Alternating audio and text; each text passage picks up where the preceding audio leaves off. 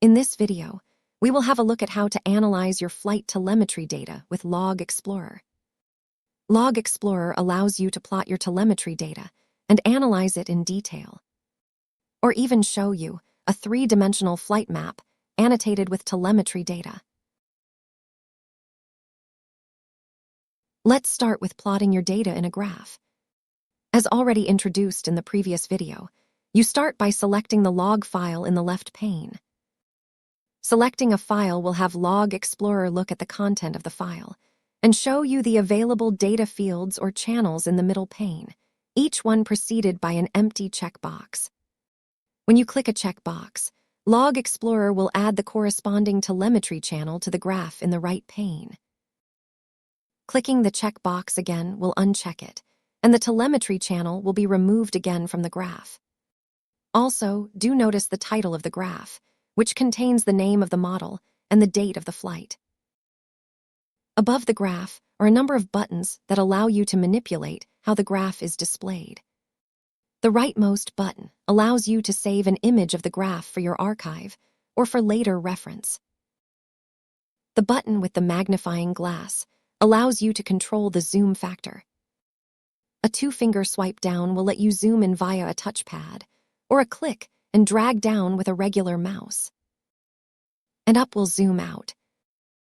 Next, the button with the four-way arrow will let you pan the graph to left, right, up, or down. The button to the left of the Save button allows you to customize your graph to your own liking.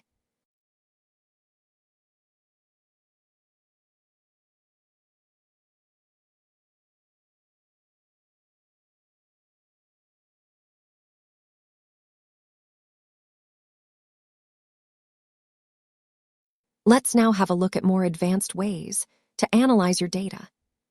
Let's plot some channels of interest to start with. Each channel gets its one y-axis in the graph, the scale being optimized for the minimum and maximum value that the channel reaches. In the horizontal axis, or x-axis, the day of month and the time of day are used as the scale. Notice the two checkboxes at the bottom of the middle pane. Let's see how they work.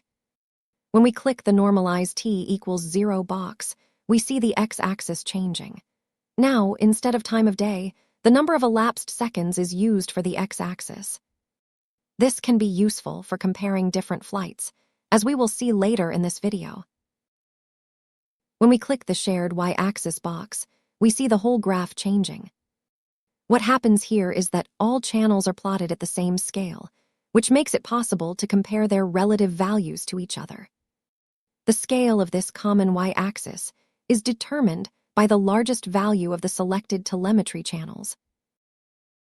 To go back to the graph as it was, uncheck the boxes again.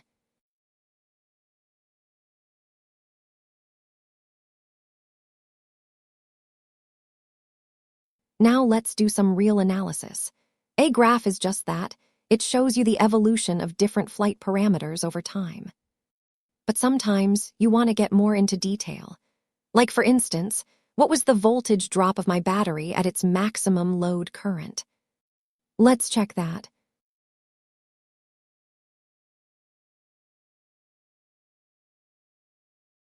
We have the plot of motor current and battery voltage here. Let's look for the point of maximum current and click on it. In Log Explorer, this is called probing. Notice the values of motor current and voltage in the pane below the graph. Because we didn't zoom in on the graph, we are not sure that we have the exact point of maximum current. With the left and right arrow keys of the keyboard, we can move the probe line left or right in small increments until we are satisfied that we hit the exact point of maximum current by observing the values in the pane below the graph. Next, we might want to compare this with a different flight. This is where the comparison overlay comes in. We can add the same telemetry channels of a different log file to this graph. To achieve this, we right-click on the other log file and select Add to Overlay Comparison from the context menu. What we see now is the original plots of current and voltage of the first log file in their original colors. But the same channels were added from the second file, and shown in gray color. Also notice that the probe line remained in place, but the information in the pane below the graph now shows the data from both files, and the difference, delta, was added in red. Also notice that the normalize t equals 0 option was activated automatically. This is logical, as the time axis is different in terms of time of day for both files, so it makes sense to normalize this axis in seconds from start of flight. The title of the graph now shows which files are being compared. To stop the overlay, click the Remove Overlay button at the bottom of the middle pane. Now we are back at the original graph. Do notice that each setting that we made for this graph, the selected channels and the probe line position, will be made persistent. This means that if we go to another file and return here, we will be right back at this situation. Let's try this. Now we are looking at another file, where we select different channels and select a probe line. Now we go back to the first file, and everything is restored as we left it. That will come in very handy when analyzing different flights.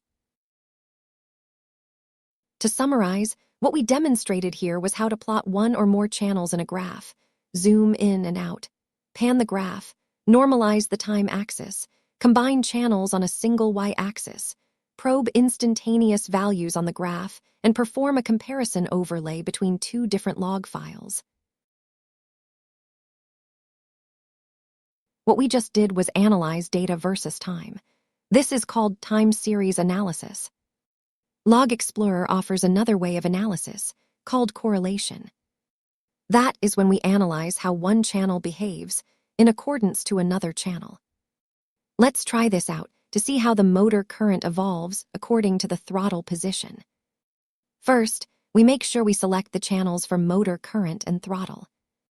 Now we select correlation instead of time series in the correlation mode pane in the top left of the main window. This changes the graphing area dramatically. Instead of a line for each channel, now we see a series of dots.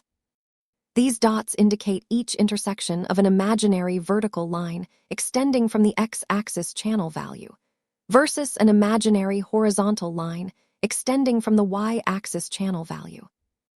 This is called the correlation between the channels. So for each value of the x-axis channel, we draw a dot at the intersection with the value of the y-axis channel for each point in time of the log file. Now, if we assume or expect a linear correlation between the two, that would mean that for each increment in channel x, we get an equal increment in channel y. That would show all the dots following a straight line. We selected linear in the correlation field in the top of the left pane. This will display a red line that represents this linear correlation. As we see in the graph, the dots do not really correspond to that straight line. We rather see a curved grouping. At the bottom of the graph, we see how much deviation from the red line we have for each x-axis value. And for the statistics buffs here, you see the statistical variables in the info pane below the graph. As we can clearly see that it is not a linear correlation between throttle and current, we now select a parabolic correlation in the correlation field in the left pane. Clearly, even if you're not into statistics, you can see that this makes more sense, as the different dots follow this curve a lot closer than they did for the straight line. Now that we've shown the different analysis methods that Log Explorer offers, the rest is up to your creativity and inspiration to use this to its full extent for your own telemetry data. That leaves us with one more different sort of analysis. We looked at the data in terms of time, then in terms of another channel value. Now we will look at our data in terms of position. This does obviously require position data, in other words, a GPS sensor in your model. Let's pick a log file for one of my models that has such a GPS sensor on board, one of my gliders. Notice that a new button appeared now, named Map Flight Path. This button is only shown when Log Explorer detects GPS data in the selected log file, as it would be pointless without that data. When we click the Map Flight Path button, We get a choice of creating either a 2D map or a 3D map. Let's start by generating a 2D map.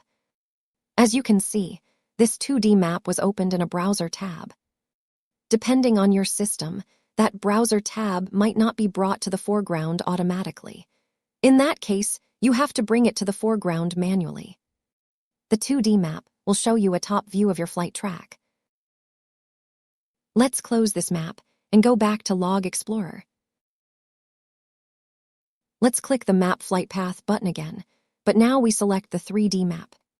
This opens up a dialog to ask us for some information that is required to generate the 3D map correctly. First of all, it needs to know which telemetry channel contains the GPS altitude information.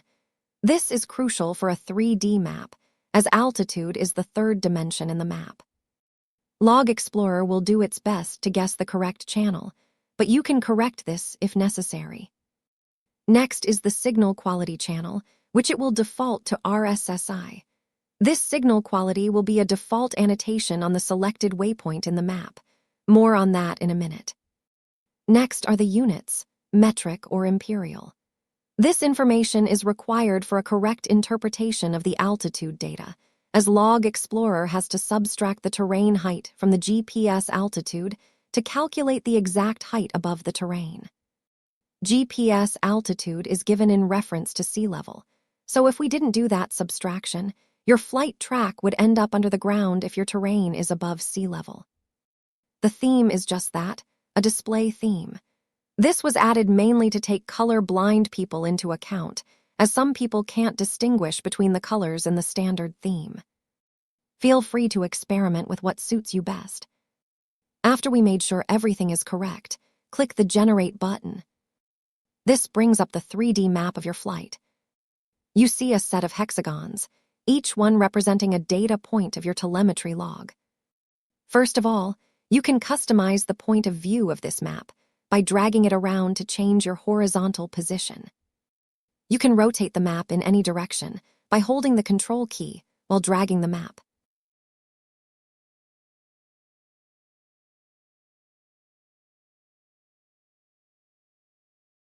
The size and color of each hexagon is determined by the value of the signal quality. That is why we had to specify which telemetry channel contains that information. As you move the cursor over the map, you see the hexagons being highlighted as you pass the cursor over them. In the top left corner, we see a black rectangle with some annotations. These are the values of the selected telemetry channels in the graph at the highlighted point in the map. The most obvious usage of this 3D map would be the analysis of signal strength around your flying field. That concludes our overview of the analysis features of Log Explorer. Join us in the next videos for a demonstration of even more features.